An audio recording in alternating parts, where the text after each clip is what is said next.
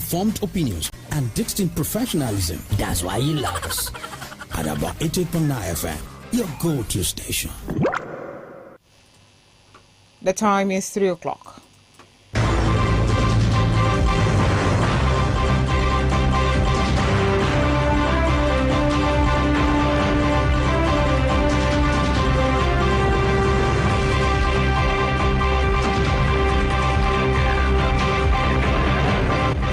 Good afternoon, I'm Olajumoke on Motor Show with Adaba News at 3 in the news. Federal government assesses hospitals target affordable health care for Nigerians.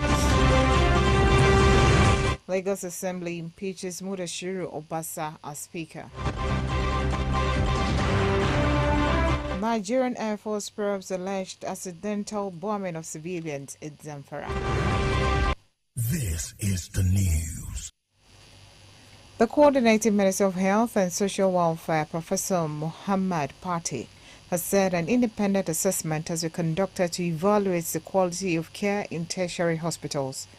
The minister said a survey was carried out by the National Tertiary Hospitals and Standards Committee. Professor Pate explained that the committee was formed based on the provisions of the National Health Act of 2014. He said government is introducing scorecards for teaching hospitals not to judge, but to identify strengths and areas of improvement. The minister added that it will also help all chief executives to focus on enhancing the quality of care delivery because the priority is serving Nigerians aligned with the President's directive to reorientate the healthcare system to meet the needs of the people. He also revealed ongoing efforts to reform the National Health Insurance Authority, expand health insurance coverage, and introduce measures to make drugs more affordable while reducing financial burdens on patients. Professor Pate added that the government plans to tackle maternal mortality through the Maternal Mortality Reduction Innovation Initiative. Members of the Lagos State Assembly have impeached Speaker Mudashiru Obasa over allegations of abuse of office and gross misconduct. The lawmakers subsequently elected Mojisola Miranda as the new speaker. Moji Fatai is now the deputy speaker. Obasa has been engulfed in a series of controversy in terms of financial dealings. The removal comes barely a month after Obasa was accused of allegedly spending 17 billion naira to fix a gate that leads to the National Assembly. Meanwhile, armed security personnel have taken over the assembly complex and environs. Oyo State Governor Seyi Makinde has presented staff an instrument of office to the new Alaafin of Oyo, Abimbola Akeem Owade. The governor presented the staff of office to the new monarch during a brief event at the Esco Chambers of the governor's office, Agodi Ibadan. This marked the formal accession of the new monarch to the revered throne. Governor Makinde described Oba Owade as a leader well suited to uphold the cultural and historical heritage of the Oyo Kingdom. The governor said the Alaafin of Oyo is not just a traditional ruler, but a custodian of rich history and tradition. He expressed the belief that Oba Owade will lead with wisdom, integrity, and a commitment to the unity of the kingdom. In his remarks, the new Alaafin expressed gratitude to the people of Oyo and pledged to prioritize the development of the kingdom and the welfare of its residents. The Oba succeeded the late Oba Lamidi Adeyemi III, whose reign lasted for 5 decades. The Alaafin of Oyo, elect Oba Abimbola Owade, is set to commence 21-day traditional rite as the new monarch of the town. Governor Seyi Makinde had announced Owade as the new monarch of the ancient Yoruba community on Friday and presented him with the staff of office on Monday. He succeeded the late Alaafin Oba Lamidi Adeyemi, who passed away 3 years ago. The new Alaafin is in Oyo town for his 21 days of traditional rites for the accession to the throne and was received by his subjects. You're listening to the news at 3 on 88.9 FM Akure, transmitted from Ilaramoki. After the break, Nigerian Air Force probes alleged accidental bombing of civilians in Zamfara. Details, second part of the bulletin. Please join us again. Achievers College of Nursing Sciences calling. Achievers College of Nursing Sciences, Kilometer 2 Owo Ado Road, Ijapo Housing Estate, Akure, Ondo State, an affiliate of Achievers University, Owo, Ondo State, invites qualified candidates for the 2024-2025 academic session admission. Candidates must have at least 5 O-level credits in English, mathematics, physics, chemistry, and biology, and must score a minimum of 150 in the 2024 UTME with the correct subject combination mentioned. Interested applicants can obtain application forms from the registry of the college at a cost of 10,000 naira. Screening of applicants holds daily, Monday to Friday, between 9 a.m. and 4 p.m. at Achievers College of Nursing Sciences, Kilometer 2 Owado Road, Ijapo Housing Estate, Akure, Ondo State. Call Joke 0703 826 4197, Jane 0806 811 4056. Achievers College of Nursing Sciences, Akure, knowledge, integrity, and leadership. The news on Adaba 88.9 FM. Glad to have you back with news update and live streaming. Visit our website www.adaba889.fm or download AdabaFM app on Google Play Store. You can be part of us on our social media platforms www.facebook.com/AdabaFM.9 on Facebook, at Adaba89FM on Instagram and on X, and AdabaFM TV on YouTube. You can provide us information via email newsroom@adaba889.fm. Now to rest of the bulletin. The All Progressives Congress, APC in Ondo State, has expressed its readiness for the January the 18th local government election. At a press briefing in Akure, the State Publicity Secretary Alex Kaile-Jaye confirmed that the party is fully prepared for the election with all necessary measures in place. He added that the party has established a campaign and mobilization committee headed by State Organizing Secretary Saul Charles Fagbonka. We have sufficiently done what we need to do at the ODEC. We have also met with all the various stakeholders to educate, to brief, to inform of the necessity of the exercise.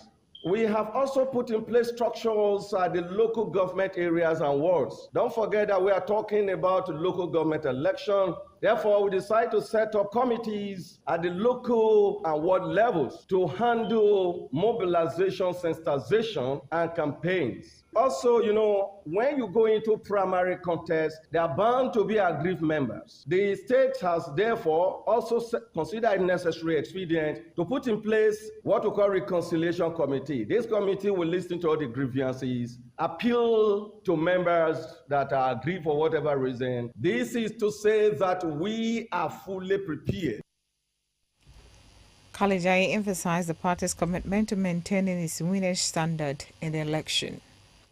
And campaigns are going on according to the Electoral Act. We have given directives for all the committees at the local government at the ward levels to be meeting, to be mobilizing our members for the election, and of course, to be going from marketplace to church to various organizations and institutions to canvass for votes. About 13 political parties will participate in the local government election. A chieftain of People's Democratic Party (PDP) in Akoko North-East local government area of Ondo State, Additional Momo, has called for unity and peace among the party members. Momo gave the advice during the party stakeholders meeting he organized in Akoko, where party faithful and leaders of the party from the zone gathered to celebrate the new year. AdabaFM's reporter Opoyemi Joda completes the story. Members of People's Democratic Party (PDP) in Akoko North-East local government area gathered at Akoko for a crucial meeting hosted by one of the state's party stakeholders, Additional Momo, popularly known as Modelo. The meeting kicked off with a party anthem and some praises to God for the commencement of a new year.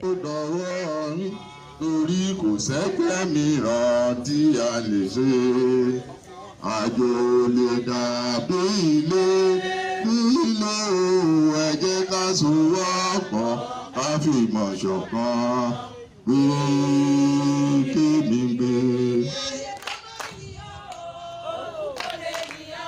Aláyé tó máa jìyà òkú kò lè convener, Additional Modelu, dedicated the meetings to all party members and the PDP candidates in the last gubernatorial election held in Ondo State. Agbola Ajayi. PDP dedicated fún gbogbo ọ̀bẹ̀bẹ̀ PDP.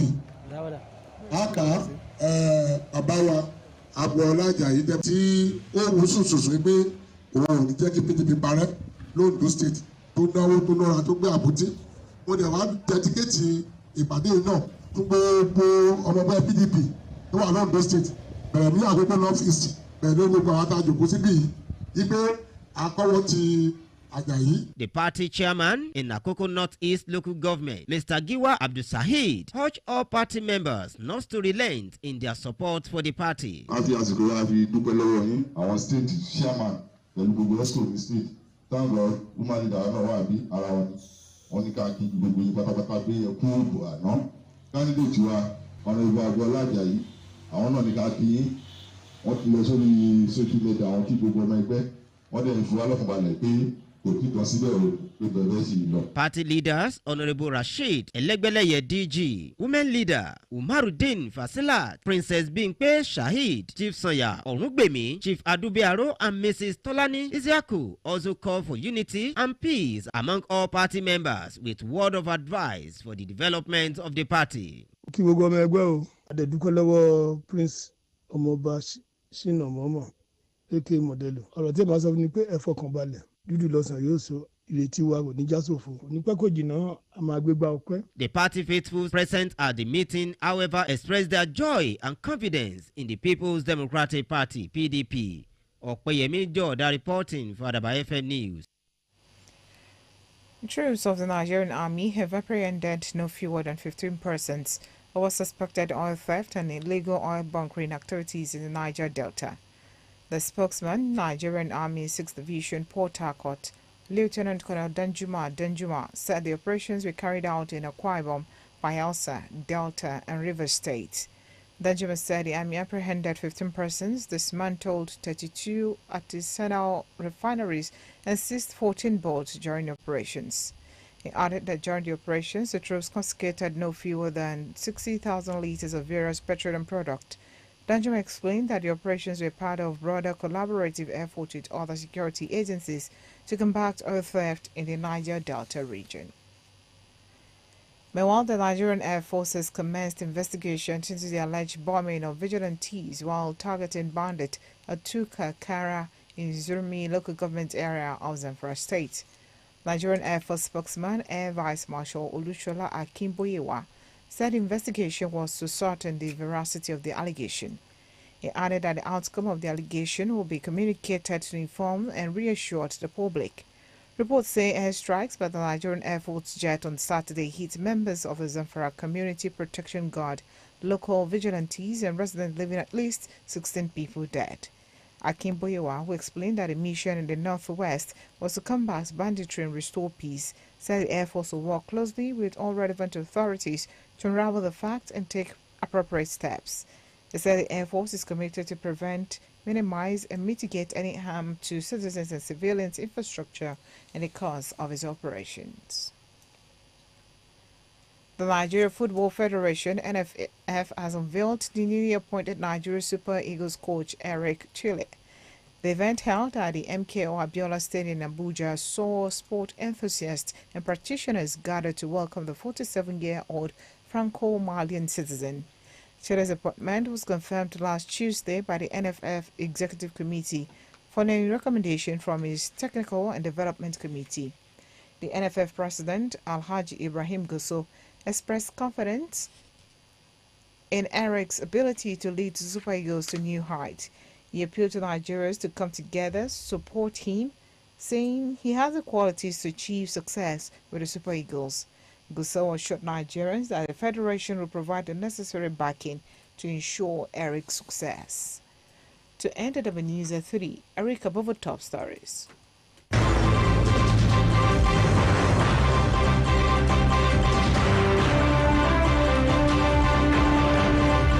The Coordinating Minister of Health and Social Welfare, Professor Mohammed Pate, has said an independent assessment has been conducted to evaluate the quality of care in tertiary hospitals. Members of the Lagos State House of Assembly have impeached Speaker Mudashiru Obasa of allegations of abuse of office and gross misconduct. The lawmakers subsequently elected Mojisola Miranda as the new speaker. We heard that the Nigerian Air Force has commenced investigations into the alleged bombing of vigilantes while targeting bandits at Tuga Kara in Zumi local government area of Zamfara State. That's Adaba News at 3, as edited by Olasukomi Elujoba. I am Olajumoke Omotosho, saying good afternoon and thanks for listening.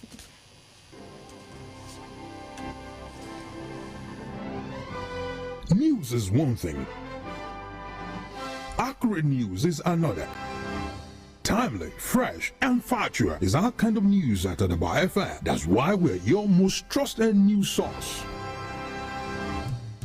Iroyin tó dojú lówó, àwọn ètò tó móríyá, ìfitónilétí tó jinlẹ̀, àwọn àṣà tó jáfáfá, orin àsìkò tó mọ́gbọ́n wá.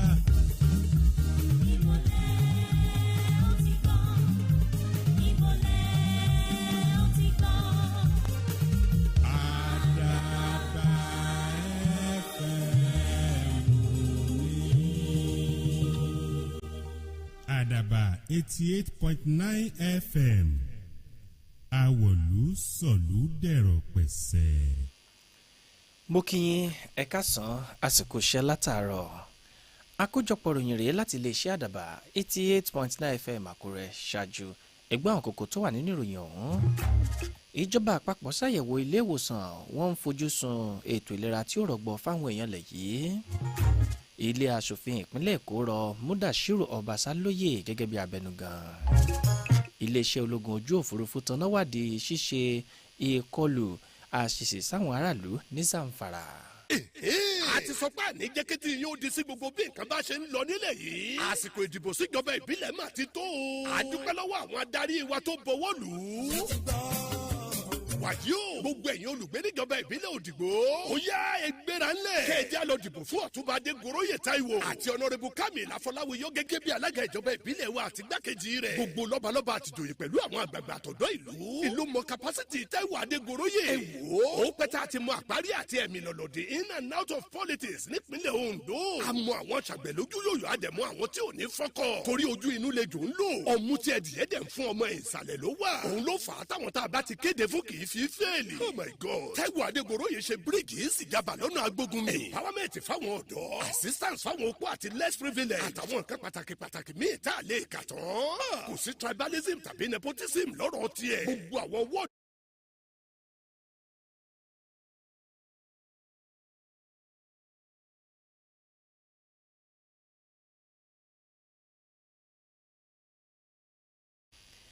Mínísítà tó ń rí sọ̀rọ̀ ètò ìlera àtìgbà ìgbádùn àwùjọ nílẹ̀ yìí ọ̀jọ̀gbọ́n Mohammed Pate ni ó ti jẹ́ kó di mímọ̀ wípé àwọn ń ṣe àyẹ̀wò kọ̀ọ̀kan láti lè lóye báwọn ilé ìwòsàn bí wọ́n ti ń ṣètò ìlera sí. Mínísítà náà ní ìgbìmọ̀ tó ń rí sí ètò ìlera ilé ìwòsàn ńláńlá ló ṣagbátẹrù àyẹ̀wò náà. Ó fi kún wípé ìlànà ètò ìlera ìpínlẹ̀ tọdún 2014 ó ní wọ́n gùn lé láti fi ṣàgbékalẹ̀ ìgbìmọ̀ náà. Ó wá jẹ́ kó di mímọ̀ wípé ìjọba ń ṣètò ọ̀nà láti lè mọ ìṣọwọ́ ṣiṣẹ́ àwọn ilé ìwòsàn olùkọ́ni kì í ṣe láti lè wo bí kò ń ṣe láti lè dá wọn lẹ́jọ́ ṣùgbọ́n láti lè fagbára ró wọn sí àti láti lè mú kí wọ́n ṣiṣẹ́ bí iṣẹ́. Mínísítà fi kún wípé ìlànà náà ó ní yóò tún ran àwọn aláṣẹ lẹ́ka ìwòsàn lọ́wọ́ láti lè pèsè ètò ìlera eléyìí tó bójú ọwọ́ mu fáwọn ọmọ orílẹ̀-èdè Nàìjíríà. Ilé aṣòfin ìpínlẹ̀ Èkó ló ti fọwọ́ sí júwèlé fún ẹni tó jẹ́ abẹnugan ilé aṣòfin ọ̀hún pé kó kúrò lápèrè gẹ́gẹ́ bí abẹnugan ìyẹn Mudashiru Obasa kó sì darapọ̀ mọ́ àwọn ọmọ ilé aṣòfin ọ̀hún látàrí àwọn ìwàkúwà kan eléyìí tó wù lórí àpèrè náà. Aṣòfin ọ̀hún ni wọ́n wá dìbò yan Mojísọ́lá Miranda wípé kóun padà sórí àga gẹ́gẹ́ bí abẹnugan ilé aṣòfin náà. Mujid Fatai ni wọ́n wá dìbò yàn láti jẹ́ igbákejì Mojísọ́lá Miranda tí wọ́n ṣẹ̀ṣẹ̀ dìbò yàn ọ̀hún. Obasa ó ní ẹnu tó ń kùn láti bí ọjọ́ mélòó kan lórí wípé ó ṣe àwọn ìwà kan wò lórí ọ̀rọ̀ nínáwó dé ìròyìn jẹ́ kó di mímọ̀ wípé àti nǹkan bíi oṣù kan sẹ́yìn báyìí ńlọbàṣá ti ń fojú winá àwọn gbùngbùngbùn látàrí wípé ní òun fi bílíọ̀nù 17 ṣe ilẹ̀kùn àbáwọlé sílé aṣòfin ọ̀hún. ẹ̀wẹ̀ ńṣe làwọn ẹ̀ṣọ́ aláàbò ni wọ́n gògò sí gbọ̀ngàn ilé aṣòfin náà láti lè rí wípé àlàáfíà wà. gómìnà ìpínlẹ̀ ọ̀yọ́ ṣèyí mákindé ló ti fún aláàfin ti ìlú ọ̀yọ́ tuntun abímbọ́lá akeem ọwádé ní ọ̀pá àṣẹ. gómìnà ọ̀hún fi ọ̀pá àṣẹ náà lé lọ́wọ́ lọ́fíìsì rẹ̀ lákòókò tí wọ́n ṣe àgbékalẹ̀ ètò ráńpẹ́ kan ní agodi nílùú ìbàdàn. ìṣẹ̀yí òní yóò mú kí orí adé ọ̀hún kó jẹ́ ẹni tí yóò jókòó sórí àpèrè náà gan nísàn-án. gómìnà ṣèyí mákindé ṣàlàyé ọba ọwádé gẹ́gẹ́ bí adarí tó lè túkọ̀ ìlú ọ̀yọ́ tí ó sì gbé ẹrù rẹ̀ dákẹ̀sán ti ṣe baálẹ̀ ọjà. nínú ọ̀rọ̀ tirẹ̀ aláàfin tuntun ọ̀hún ọba ọwádé dúpẹ́ gidigidi lọ́wọ́ àwọn ènìyàn ìlú ọ̀yọ́ ó sì jẹ́jẹ́ wípé ohun gbogbo tó bá ní ṣe pẹ̀lú ìdàgbàsókè ìlú ọ̀hún òun ló yóò gbé kárí bí ẹ̀kọ́ alẹ́.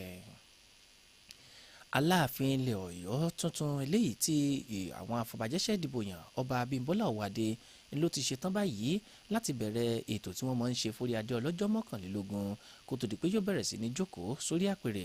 gómìnà ṣàyí mákindé ló ti kéde ọwádé gẹ́gẹ́ bí ọba ìlú ọ̀yọ́ tuntun ọ̀hún ìyẹn lọ́jọ́ ẹtì tó sì gbé ọ̀pá àṣẹ lọ́wọ́ lọ́jọ́ ajé. ọwádé ọ̀hún òní yóò mọ gàgà lẹ́yìn ọba lámìdí adéyẹmí ẹni tó dolóògbé ní nǹkan bíi ọdún 3. aláàfin ìlú ọ̀yọ́ tuntun ọ̀hún òní yóò wọ ìpè bí ọlọ́jọ́ 21 tí kó tó di pé yóò bẹ̀rẹ̀ sí ní jókòó sórí àpèrè. bẹ́ẹ̀ bá ṣe ń darapọ̀ mọ́ wa àkójọpọ̀ ìròyìn lẹ́ ń gbọ́ lọ́wọ́ láti iléeṣẹ́ àdàbà 88.9 FM àkúrẹ́. bàbá padà dé àjẹkù di mímọ̀ fún yín wípé àwọn ológun ojú òfurufú lẹ̀ yìí ó ní wọ́n ti bẹ̀rẹ̀ sí ní tanáwádìí ìṣẹ̀lẹ̀ ṣíṣèṣì yan àdó olóró sáwọn aráàlú nípínlẹ̀ Zamfara. ẹ mọ̀ yìí kò ń bẹ̀ àdàbà yìí wù yẹ́. ọ̀dà tiwa ó ti di rọrùn.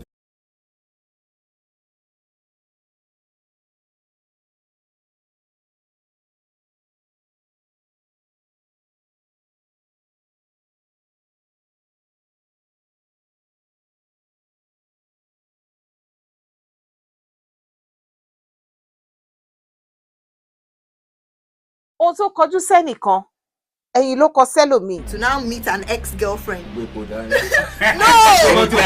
ẹ jẹ́ epo ni o àbó fẹ́ tó mọ́tò àbó fẹ́ máa tẹ̀lé yín tó mọ́tò o àbí whatever but I could help at that moment. ìdílé mi ìdílé ẹ̀ kún fún oríṣiríṣi ṣùgbọ́n ọ̀rọ̀ kì í tóbi títí ká fọ̀bẹ bù ú. ìdílé mi ìdílé ẹ darapọ̀ mọ́ wa ní gbogbo ọjọ́ Friday ní aago 1 sí aago 2 kí ẹ jẹ́ kí a wò ó bóyá bí ó ṣe ń ṣe ẹ̀yin bó ṣe ń ṣe ẹlòmíràn. ọ̀rọ̀ ìfẹ́ eré ìfẹ́ tó lè gbé tọkọtaya rìnrìn àjò ìmọ̀ràn aládùn tó dá lórí ọ̀rọ̀ lákọlábo. lóyìn lákọ̀tún ẹ̀ka sí wa ní www.adaba889.fm tàbí kẹ́ ẹ̀ ṣàkálẹ̀ AdabaFM app ní Google Play Store. bákan náà lẹ́lẹ́ bá wa dọ̀rẹ́ ní www.facebook.com/adabafm88.9 Adaba889FM la wà lójú òpó Instagram àtàlágbélébù Twitter wa AdabaFM TV ńlá tàgbò mọ́lẹ̀ sí lójú òpó YouTube. bẹ́yìn bá wá níròyìn kan tẹ́ ẹ fẹ́ fi tó wa létí ẹ tẹ àtẹ̀jíṣẹ́ ránṣẹ́ sí wa ní newsroom@adaba889.fm. abó ìjòkì ìgbénu sa ìròyìn ń tẹ̀ síwájú. ẹgbẹ́ òṣèlú olóṣùṣù ọwọ́ ẹ̀ka rẹ̀ nípínlẹ̀ Ondo ló ti jẹ́ kó di mímọ̀ wípé àwọn ti gbáradì déédé fún ètò ìdìbò síjọba ìbílẹ̀ ilé tí ó wáyé lọ́jọ́ 18 oṣù kìíní tá a wà nù rẹ̀ yìí. nínú ìpàdé oníròyìn kan eléyìí tó wáyé nílùú Àkúrẹ́ ẹni tó jẹ́ akọ̀wé ìròyìn fún ẹgbẹ́ òṣèlú ọ̀hún nípínlẹ̀ yìí Alex Kalẹ̀jáyé jẹ́ kó di mímọ̀ wípé ẹgbẹ́ òṣèlú ọ̀hún ń ló ti dúró sẹpẹsẹpẹ tó sì ti mú gbogbo sàlóògùn láti rí wípé wọ́n jáwé olúborí. ó jẹ́ kó di mímọ̀ wípé wọ́n ti ṣàgbékalẹ̀ ìgbìmọ̀ kan eléyìí tí ó mọ̀rí sí ìpolongo àti pípe àwọn ènìyàn mọ́ra tí ẹni tó jẹ́ olùdarí ètò nípínlẹ̀ yìí Sir Charles Fagbonka tí yóò darí wọn. Kalẹ̀jáyé jẹ́ kó di mímọ̀ wípé kò sẹ́ni tí ìgbà kan ń bọ́ lọ́wọ́ mú òun ni wọn yóò fi ìjáwé olúborí nínú ètò ìdìbò náà ṣe. kò dín ní ẹgbẹ́ òṣèlú 13 tí yóò kópa nínú ètò ìdìbò náà ní tìbútòrò àti kọ̀rọ̀kọ́ndò ìpínlẹ̀ Ondo. àgbà ọ̀jẹ̀ ẹgbẹ́ òṣèlú olóṣùṣù ọwọ̀ àgbà ọ̀jẹ̀ ẹgbẹ́ òṣèlú alábùradà PDP níjọba ìbílẹ̀ àríwá ìlà oòrùn àkókò ìyẹn Adésínà Mọ́mọ́ ń ló ti pè fún ìṣọ̀kan àti àlàáfíà láàrin àwọn ọmọ ẹgbẹ́ òṣèlú. Mọ́mọ́ ọ̀hún ẹni tó jẹ́ ìlú mọ̀ọ́ká adarí nínú ẹgbẹ́ òṣèlú alábùradà PDP ọ̀hún níjọba ìbílẹ̀ náà ló fọ̀rọ̀ náà léde lákòókò ìpàdé rẹ̀ papọ̀ pẹ̀lú àwọn àgbààgbà ẹgbẹ́ òṣèlú ọ̀kan tó wáyé nílùú Ìkàrẹ́ Àkókò, nínú èyí tí àwọn ọmọ ẹgbẹ́ òṣèlú àtàwọn adarí ti péjọ láti fi ṣàyẹyẹ ọdún tuntun. Nínú ìròyìn ọ̀hún eléyìí tí Ọpẹ́yẹmí Jọ̀ọ́dámúdé ó jẹ́ kó di mímọ̀ wípé Adésínà Mọ́mọ́ ọ̀hún ń ló ké sí àwọn adarí láti rí wípé wọ́n ṣe ohun gbogbo ní sẹpẹ́sẹpẹ́, wọ́n sì ṣe ohun gbogbo lọ́nà tó yẹ láti lè jẹ́ kí ẹgbẹ́ òṣèlú ọ̀hún kó dákẹ̀sán baálé ọjà. Bákan náà ni ọ̀pọ̀lọpọ̀ àwọn adarí tí wọ́n wà níbi ìpàdé ọ̀hún jẹ́ kó di mímọ̀ wípé bí ẹgbẹ́ òṣèlú ọ̀hún ìyẹn ẹgbẹ́ òṣèlú PDP bí ó ṣe níròkun gbàgbé òun ló jẹ́ ohun tó mọmọ láyà oníkálukú wọn. Ikọ̀ ológun orí ilẹ̀ lórílẹ̀‐èdè yìí ni wọ́n ti fi páńpẹ́ òfin mọ́ àwọn èèyàn 15 kan wípé wọ́n ń jí epo ilẹ̀ yìí pọn àti wípé ní ẹkùn Niger Delta ó ní ìṣẹ̀lẹ̀ náà ló ti ṣẹlẹ̀. Agbẹnusọ fún iléeṣẹ́ ológun orí ilẹ̀ ìyẹn ní ìpín rẹ̀ kẹfà nílùú Port Harcourt ọ̀gágun Danjuma jẹ́ kó di mímọ̀ wípé wọ́n ṣe ìkọlù sí àwọn ènìyàn ọ̀hún nípínlẹ̀ Akwa Ibom, Bayelsa, Delta àti ìpínlẹ̀ Rivers. Danjuma jẹ́ kó di mímọ̀ wípé 15 ńlọ́wọ́ àwọn ológun orí ilẹ̀ tẹ̀ nígbà tí wọ́n bá kò dín ní iléeṣẹ́ ìfọpo lọ́nà àìtọ́ 22 tí wọ́n bàjẹ́ àti pé wọ́n gbẹ́sẹ̀ lé ọkọ̀ ojú omi 14 lákòókò tí wọ́n ṣọṣẹ́ náà. Ó fi kún wípé lákòókò ọ̀hún ni wọ́n tún gbẹ́sẹ̀ lé kò dín ní 60 jálá epo. Danjuma ṣàlàyé ẹ̀ wípé ohun tó jẹ́ ikọ̀ ológun orílẹ̀ yìí lógún òun náà ní láti fọwọ́sowọ́pọ̀ pẹ̀lú àwọn ẹ̀ṣọ́ aláàbò yòókù láti lè mú kí orílẹ̀-èdè yìí kí wọ́n jẹ́ pé Olódùmarè. Lórí ìròyìn eré bọ́ọ̀lù Super Eagles ìyẹn Eric Chelle ló ti fojú rẹ̀ léde fáwọn ènìyàn rí. Ètò ọ̀hún ló wáyé ní pápá ìṣeré MKO tó wà l'Àbújá nínú èyí tí àwọn agbábọ́ọ̀lù tẹ́lẹ̀ rí àwọn àgbà ọ̀jẹ̀ tí wọ́n nífẹ̀ẹ́ sí eré bọ́ọ̀lù aláfẹsẹ̀gbá tí wọ́n ti péjọpọ̀ láti wo bí wọn yóò ti ṣe fi ojú akọ́nimọ̀ọ́gbá tuntun ọ̀hún léde.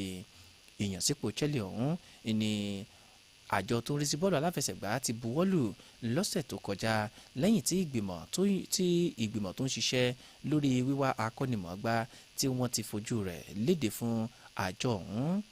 Ààrẹ NFF Alhaji Ibrahim Gusau fi ìfọ̀kànbalẹ̀ rẹ̀ léde lórí Chelle, ó sì jẹ́ kó di mímọ̀ wípé yóò ṣe dáadáa ju báwọn ènìyàn ti ṣe rò lọ. Ká tó mú àkójọpọ̀ ròyìn tòní wá sópin, ẹgbọ́n àwọn kókó rẹ̀ tá ti mẹ́nubà lẹ́ẹ̀kan sí i. Àti jẹ́ kó di mímọ̀ pé mínísítà tó rí sọ̀rọ̀ ètò ìlera àti ìgbáyégbádùn àwùjọ ńlẹ̀ yìí ọ̀jọ̀gbọ́n Mohammed Pate ló ti ní wọ́n ń ṣe àyẹ̀wò kọ̀ọ̀kan sí àwọn ilé ìwòsàn láti lè mọ bí wọ́n ti ṣe ń ṣe ètò ìlera sí. Bákan náà láti jẹ́ kó di mímọ̀ wípé àwọn ọmọ ilé aṣòfin nípínlẹ̀ Èkó ni wọ́n ti rọ Mudashiru Obasa lóyè gẹ́gẹ́ bí abẹnugan ilé aṣòfin ọ̀hún látàrí àṣìlò ipò eléyìí tó ń wò. Bákan náà láti ti jẹ́ kó di mímọ̀ wípé iléeṣẹ́ ológun ojú òfurufú ilẹ̀ yìí ló ti bẹ̀rẹ̀ sí ní tanáwádìí ìṣẹ̀lẹ̀ ṣíṣèṣì yan àdólóró sí àwọn fìjìláńtẹ́ àtàwọn aráàlú míì ní agbègbè Tungakara níjọba ìbílẹ̀ Zomi nípínlẹ̀ Zamfara. Èyí ló pín àkójọpọ̀ orin wa tòní láti iléeṣẹ́ Àdàbà 88.9 FM Àkúrẹ́. Ọlásùnkànmí elújọba ní olóòtú ròyìn Adégbóyèga Àlàní lórúkọ tèmi mú kí ẹ kú iṣẹ́ látàárọ̀ àníjẹun tí ò tẹ́ wa lọ́rùn. Ọ̀rọ̀ ìfẹ́, eré ìfẹ́ tó lè gbé tọkọtaya rìnrìn àjò, ìmọ̀ràn aládùn tó dá lórí ọ̀rọ̀ lákọlábo, ẹ̀rín àárín tàkìtì láwọlé sùn. Ẹ pàdé mi Adégbóyèga Àlàní lórí ètò ọ̀rọ̀ ìfẹ́ ní gbogbo ọjọ́ Monday bẹ̀rẹ̀ látago 10 sáago 11 àṣálẹ́. Ọ̀rọ̀ ìfẹ́ pẹ̀lú Àlàní mi ó máa zẹ̀ngẹ̀mẹ̀ngẹ̀. Ayakata. Ẹ̀gún tí mo gbọ́ kì í jóni lọ́wọ́ kì í jóni lẹ́nu òkèlè bíi iyán sọ̀wọ́n. Kàyé sátifẹ̀yìntì bíi kàlẹ́ndà kẹ́ máa kására bíi goli òjàre. Mo ṣe tá àti máa já sí bí ọmọ Jalíngbe máa kására bíi ọmọ Èkó. Ẹ̀yin tèmi kí ni tẹ́ ẹ̀ tí gbọ́ nípa ìròyìn eré ìdárayá? Kí ni tẹ́ ẹ fẹ́ mọ̀? Ẹ má wulẹ̀ dààmú lọ ní olóró kankan o. Ẹ sá ti pàdé mi lórí ìkànnì bàbá ìkànnì Àdàbà 88.9 FM Àkúrẹ́. Màá já yín sí gbogbo bí nǹkan ṣe ń lọ. Ní dédé aago 7 òwúrọ̀ sí aago 8 àbọ̀ ọjọ́ Ajé sọ́jọ́ Friday. Má ṣàlàyé gbọ́ o. Ó yàkàtà.